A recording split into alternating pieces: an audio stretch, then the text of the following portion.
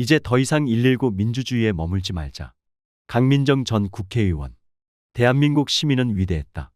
총칼을 앞세워 헌법을 유린하고 민주주의를 파괴하려는 세력에 맞서 민주주의를 지켜내는 결정적 힘은 그들로부터 나왔다. 대한민국은 계엄군의 총구를 맨손으로 잡아채고 장갑차를 온몸으로 막아낸 위대한 시민을 보유한 나라다. 온갖 야비한 사술에다 주술마저 동원의 권력을 지키려던 이들의 결정적 패착은 이 위대한 시민의 힘을 우습게 보았다는 것이다. 이 위대한 시민에게는 국가 안위가 위협받는 때에는 만사 제치고 나서 목숨도 거는 DNA가 내장되어 있다. 멀리는 임진의병에서부터 동학농민혁명군, 3.1 만세운동, 4.19 혁명, 5.18 민주화운동, 1987년 6월 항쟁, 2016년 촛불탄핵까지 면면이 이어지며 진화하는 DNA다. 과거가 현재를 살리고 죽은 자가 산 자를 살리는 일은 달리 말하면 켜켜이 쌓인 수많은 눈물과 희생이 마치 땅속에 묻혀 새싹을 틔워 올리는 씨앗이 되었음을 말한다. 시민들은 12월 3일 비상계엄 선포 후 14일 국회 탄핵소추 의결이 이루어지는 열이틀 동안 12달치 에너지를 초집중시키기로 작정한 듯 움직여 민주주의의 사수의 중대 고비를 넘었다. 그들이 쏟아낸 에너지는 가히 초인적이었지만 결코 비장하지 않았다. 매일 아침 집을 나서 직장에 출근하는 것처럼 자신의 마땅한 임무를 수행하듯 여의도 국회의사당으로 향했고 휴대전화에서 눈을 떼지 않고 국회 상임위 중계와 다양한 뉴스들에 집중했다. 세계를 또 한 번 놀라게 한 축제 같은 항쟁을 만들어냈다. 민주주의 열매를 가만히 앉아서 따먹을 수는 없어 광장에 나갔다는 어느 댓글에서 민주공화국의 진짜 주권자를 마주할 수 있었다. 아마 우리나라 주권자 시민들은 윤석열 탄핵소추 의결이라는 한 고비만을 겨우 넘긴 지금 윤석열 내란 세력으로부터 공적 권력을 회수하는 그 순간까지 남아있는 많은 일들 역시 당당히 감당해낼 것이다. 8년 전에도 이명박 박근혜가 구성한 헌법재판소가 주권자들의 뜻을 거스르지 못하고 결국 박근혜 파면을 선고했던 것처럼 우리는 어제의 안도와 기쁨을 만끽하며 스스로를 칭찬하고 자랑스러워해도 될 충분한 자격을 가지고 있다. 그러나 이번 친위 쿠데타 사태를 겪으면서 한편에서는 아쉬움과 안타까움을 떨쳐버릴 수가 없었다. 이렇게 위대한 주권자 시민들이 만일 12년 공교육 기간 동안 제대로 된 민주시민 교육을 받았더라면 얼마나 좋았을까 하는 생각이 떠나지 않았기 때문이다. 솔직히 대한민국 시민성의 위대함에도 불구하고 우리가 치러야만 했고 또 치러야 할 비용은 너무 크다. 공동체의 위기를 기꺼이 직접 나서서 해결한다는 우리의 주권자 DNA는 역사가 배태한 일종의 유전적 요소다. 우리가 선택한 것도 노력해서 얻어낸 것도 아니다. 위대한 조상들 덕분에 물려받은 DNA인 것이다.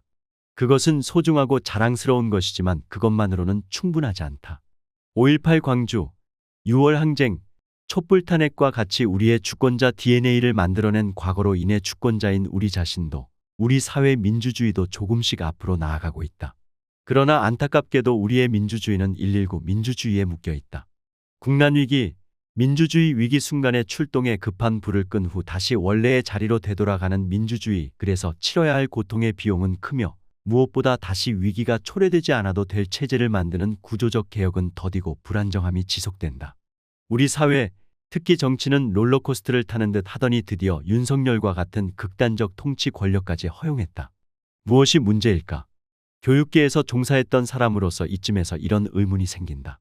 좋은 DNA를 타고난 사람이 좋은 교육을 받는다면 얼마나 멋질까? 아니, 더 정확하게 말한다면 얼마나 안정적이고 아름다운 세상을 만들어낼까 하는 생각. 물론 한 사회의 위기는 다양한 원인들이 때로는 복합적으로 작용해 초래된다. 교육이 그 모든 문제를 해결하는 마술봉이 될 수는 없다는 점도 인정한다. 그러나 사람을 길러내는 것이 교육이라는 점에서 정치인 수준도 주권자 수준도 교육에 의해 영향을 받지 않을 수 없다는 점 또한 분명한 일이다. 물론 예전에 비해 제도권 교육인 공교육의 영향력이 작아지고 있다. 이는 IT 기술과 다양한 정보 네트워크로 인해 지식이나 정보 접근권이 혁명적이라 할 정도로 확대된 결과다. 이번 여의도 탄핵 집회에서 등장한 발랄하면서도 유쾌한 축제 같은 집회 문화가 만들어진 것도 그 산물 중 하나로 볼 수 있다. 그러나 디지털 문화에 더 친숙한 젊은이들이 보여준 감동과 가능성에도 불구하고 스스로 학습하고 각성하는 것을 각자의 몫에 맡길 것이 아니라 제도화된 학습을 통해 시행착오를 줄이고 더 나아갈 수 있다. 그것이 공교육의 역할이어야 한다. 공교육은 국민 세금으로 이루어진다. 공교육이야말로 각 개인의 삶뿐 아니라 우리 사회가 건강한 민주사회가 되는데 복무하는 것을 분명한 목적으로 하지 않으면 안 된다. 교육기본법 제2조는 교육 목적으로 민주시민 자질 함양을 분명하게 규정하고 있다. 그러나 법전에 갇힌 교육 목적이 아니라 구체적인 교육 현장 안에서 살아있고 관철되는 교육 목적으로 민주시민 자질 함양을 위한 공교육이 이루어져야 한다. 솔직히 인정하지 않을 수 없는 것은 불행하게도 우리 공교육은 제대로 된 민주시민 교육을 해본 적이 거의 없다는 사실이다. 그래서 지금 우리나라에서 그 누구도 제대로 된 민주시민 교육을 받아본 사람들이 없다. 이 글을 쓰고 있는 나 자신도 그러하다. 노년층은 말할 것도 없고 어린이나 청년, 중장년층 모두에게 적용되는 것이다.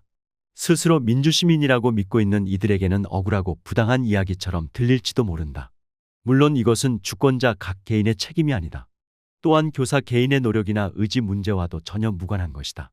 지난 시기 우리 교육은 집권 세력의 이익에 복무하던 교육이 개인의 사적 이익을 위해 복무하는 교육으로 급회전했다. 더 이상 박정희, 전두환 시대와 같이 군사독재를 합리화하는 교육은 사라졌지만 이후에는 경쟁과 효율 논리와 시험 능력주의에 포획된 신자유주의 교육이 우리 공교육을 지배해왔다.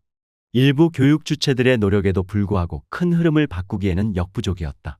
8년 전 촛불탄핵에도 불구하고 국민 소방수들이 불을 끈 후 돌아간 가정이나 직장, 지역사회에서 우리는 여전히 권위주의와 차별이 지배하는 일상과 마주하며 각자 싸워내야 했다. 나아가 윤석열과 같은 반헌법적이고 몰상식한 세력에게 통치 권력을 쥐어주는 결과까지 초래했다. 이제 더 이상 119 민주주의에 머무를 수 없다.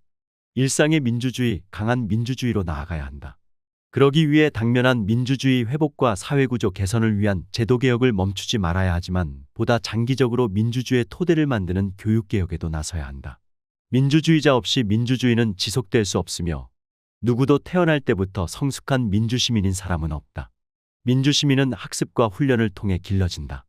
대한민국 공교육이 민주시민인 의사, 민주시민인 판사, 민주시민인 노동자, 민주시민인 소상공인, 민주시민인 연구자를 길러내는 교육이 되도록 하자.